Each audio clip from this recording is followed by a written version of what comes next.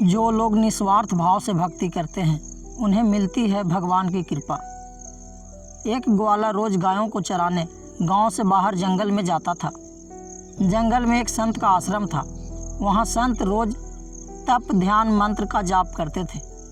ग्वाला रोज संत को देखता तो उसे समझ नहीं आता था कि संत ये सब क्यों करते हैं। ग्वाले की उम्र कम थी। संत के इन कर्मों को समझने के लिए वह आश्रम में पहुंचा और संत से पूछा कि आप रोज़ ये सब क्या करते हैं। संत ने बताया कि मैं भगवान को पाने के लिए भक्ति करता हूँ। रोज़ पूजा पाठ तप ध्यान और मंत्र जाप करने से भगवान के दर्शन हो सकते हैं।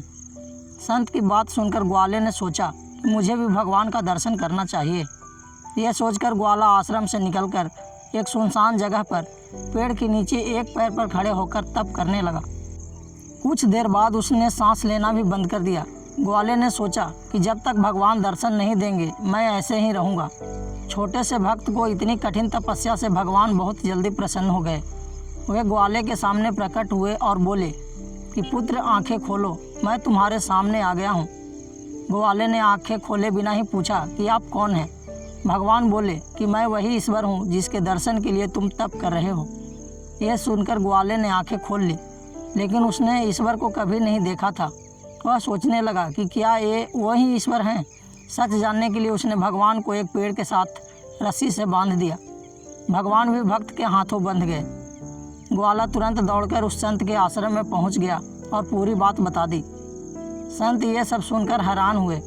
वो भी तुरंत ग्वाले के साथ उस जगह पर पहुंच गए। संत उस पेड़ के पास पहुंचे तो वहां कोई दिखाई नहीं दिया। भगवान सिर्फ ग्वाले को दिखाई दे रहे थे। संत ने बताया कि मुझे तो यहाँ कोई दिखाई नहीं दे रहा है। तो ग्वाले ने भगवान से इसकी वजह पूछी। भगवान ने कहा कि मैं उन्हीं इंसानों को दर्शन देता हूँ जो निस्वार्थ भाव से मेरी भक्ति करते हैं।